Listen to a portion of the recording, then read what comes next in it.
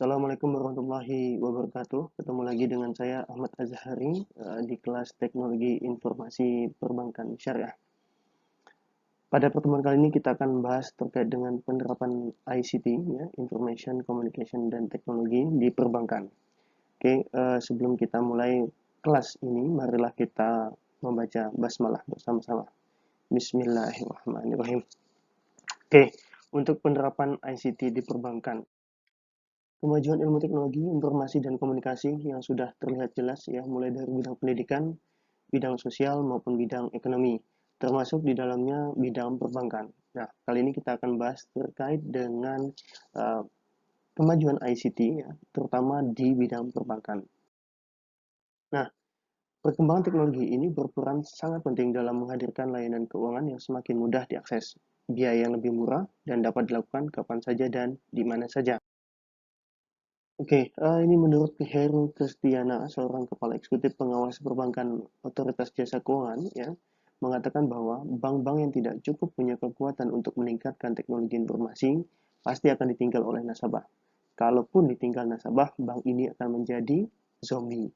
Nah, perkataan ini merupakan satu ya persepsi dari seorang Heru Kristiana ketika mengatakan bank-bank yang tidak mampu ya beradaptasi dengan teknologi informasi atau tidak mampu menerapkan teknologi informasi di perbankan itu selayaknya seolah-olah seperti zombie ya, mayat, bangkai begitu ya, yang tidak memiliki ruh, jiwa di dalamnya. Jadi tidak punya jiwa, tidak punya aktivitas di dalam tubuhnya.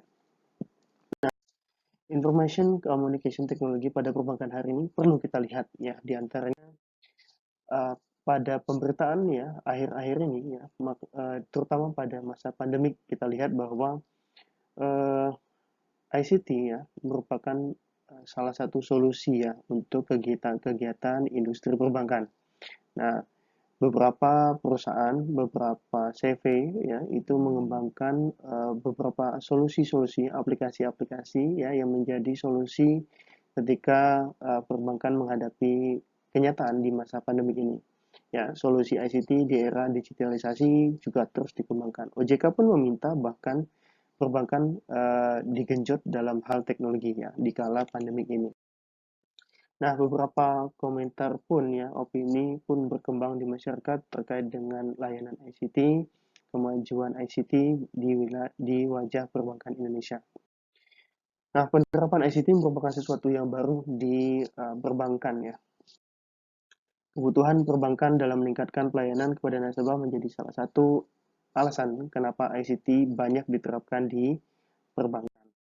Nah, dunia ICT memberikan peran yang besar dalam kemasyarakatan. Di Indonesia, proyek ICT dalam kehidupan telah banyak memberikan kesejahteraan bagi masyarakat.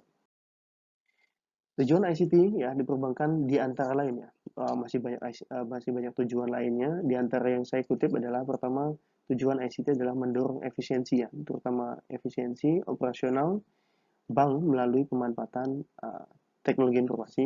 Kemudian yang kedua adalah meningkatkan kualitas layanan kepada nasabah yang lebih cepat, mudah, dan sesuai kebutuhan.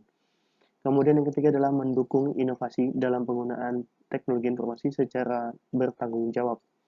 Tentu inovasi diikuti dengan tanggung jawab ya. Ketika inovasi itu tidak diikuti dengan tanggung jawab, tentulah menjadi resiko lainnya, terutama dalam hal resiko terhadap penyimpanan ya, terhadap kepercayaan kepada nasabah. Inovasi ICT di dunia perbankan ya, di antara lain adalah optimalisasi teknologi informasi dalam meningkatkan kualitas layanan nasabah. Yang kedua adalah teknologi ICT ya, dalam pengelolaan rekening nasabah dan pengolahan transaksi. Kemudian yang ketiga adalah internet banking dan mobile banking. Dan yang keempat adalah integrasi teknologi informasi dalam instalasi mesin ATM dan ADC. Aplikasi Information Communication Technology yang sudah diterapkan di perbankan di antara lainnya adalah transaksi berupa transfer uang via perangkat seluler ya, di antara lain adalah e-banking, mobile banking ya, kemudian internet banking. Kemudian kehadiran ATM, Auto Teller Machine, yang sudah hadir 24 jam merupakan aplikasi dari Information Communication Technology juga. Kemudian penggunaan database di perbankan, Sinkronisasi data-data pada kantor cabang ke kantor pusat merupakan salah satu aplikasi ICT yang sudah diterapkan di perbankan. Nah, dukungan infrastruktur jaringan yang andal dan beroperasi secara real time tentunya didukung oleh sistem yang redundan ya, yang sifatnya mengirimkan secara terus-menerus, membuat komunikasi dengan klien akan menjadi lebih hemat dan cepat serta efisien. Contohnya adalah email dan telekonferensi. Nah, selain itu, pengolahan infrastruktur ya, juga berfungsi untuk memitigasi kegagalan sistem ya dan memungkinkan pemulihan jaringan secara otomatis atas suatu kerusakan peralatan ya tanpa menyebabkan gangguan terhadap layanan perbankan. Nah, dalam pelayanan peningkatan kemampuan infrastruktur teknologi, penerapan skema arsitektur ya service oriented arsitektur dan membangun sistem application programming interface juga dilakukan oleh perbankan.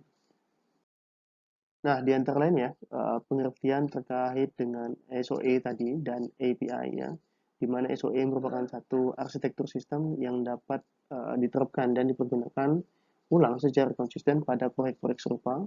Kemudian melalui SOA pun bank dapat meningkatkan efisiensi dan kecepatan pembuatan aplikasi karena semakin berkurangnya proses rancang ulang di mana aplikasi tersebut dapat digunakan kembali oleh pengguna lainnya. Sedangkan API sendiri ya merupakan satu framework yang dapat mempersingkat dan mempermudah proses interkoneksi antar sistem-sistem yang ada ya di dalam sistem TI ya, sistem teknologi informasi. Apa gunanya? Gunanya dalam merespon pesatnya pertumbuhan bisnis e-commerce dan fintech yang memerlukan koneksi ke layanan perbankan. Nah, bank membangun API ini untuk memungkinkan sistem TI tadi, uh, sistem TI terhubung dengan sistem-sistem perbankan lainnya. Bank meyakini bahwa API ini menjadi solusi ya masa depan di tengah interkonektivitas antar layanan. Apakah kalian tahu bahwa bank terus mewujudkan komitmen yang kuat dalam meningkatkan kualitas teknologi informasi secara berkesinambungan? Nah, komitmen ini terus diwujudkan melalui salah satunya adalah sertifikasi ISO ya. Sertifikasi ISO yang beberapa ya yang sudah pernah diterbitkan antara lain adalah ISO 9001 2015, 2013 ya. Kemudian terkait dengan sistem jaringan, IT Quality Assurance dan Operational Data Center. Ini beberapa sertifikasi ISO yang ada di perbankan. Mungkin ada banyak lagi. Nah, aplikasi-aplikasi ICT yang terbaru di perbankan ya di masa pandemi ini ada beberapa yang sudah tercatat ya. Di antara lain adalah Digital Queuing System ya.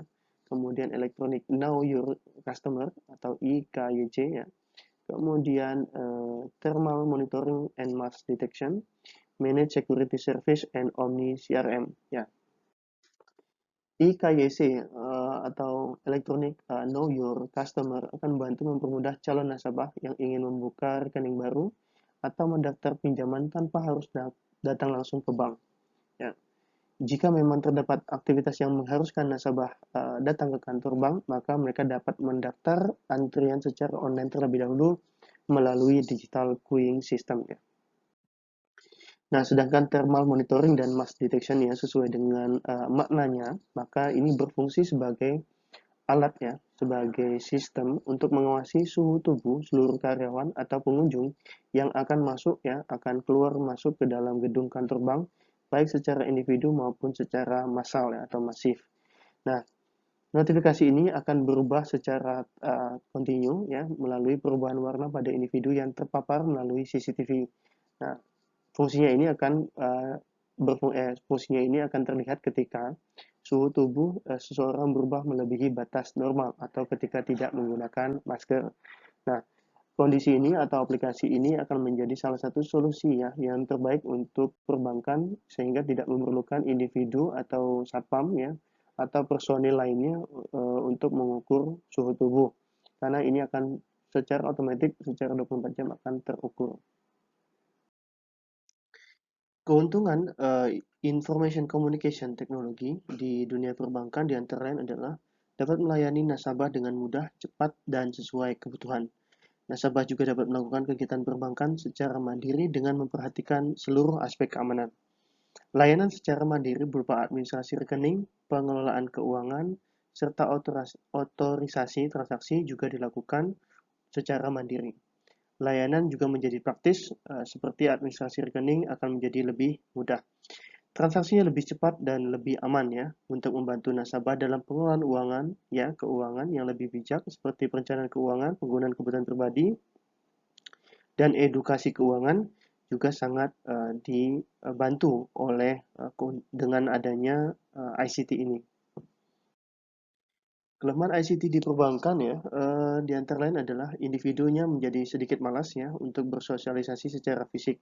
Hal ini tentu menjadi perspektif secara personal. Kemudian yang kedua adalah meningkatkan penipuan ya, dan juga menjadi kesempatan untuk orang melakukan kejahatan secara cyber. Kemudian yang ketiga adalah cyberbullying juga memungkinkan untuk terjadi dengan adanya ICT di perbankan. Kemudian yang keempat adalah konten negatif yang mungkin bisa sangat berkembang dengan pesat. Hal ini tentu akan merugikan dari pihak bank itu sendiri ya. Kemudian yang terakhir adalah pembobolan rekening suatu lembaga atau perorangan yang mengakibatkan kerugian finansial secara besar. Nah, tentu ICT ini memiliki dampak positif dan dampak negatif ya. Nah, tentu perlu kita cermati, kita pahami terlebih dalam ya terkait dengan kebermanfaatan dari ICT ini.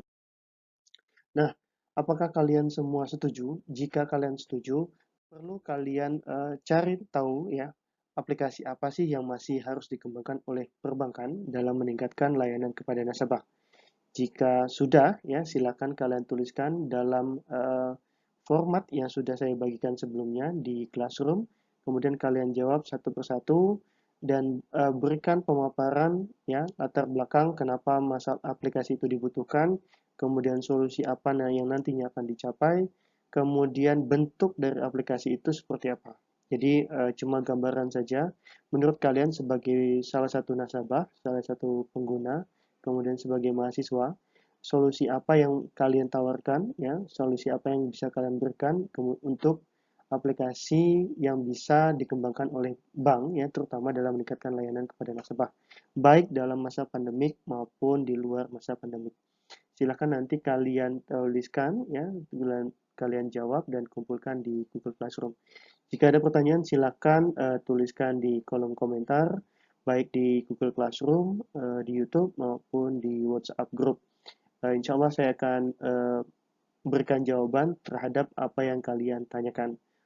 Oke, kalau begitu sekian dari saya. Terima kasih atas perhatiannya. Saya tutup sebelumnya dengan mengucapkan hamdalah bersama-sama. Alhamdulillahirrabbilalamin. Sampai jumpa di pertemuan berikutnya. Assalamualaikum warahmatullahi wabarakatuh.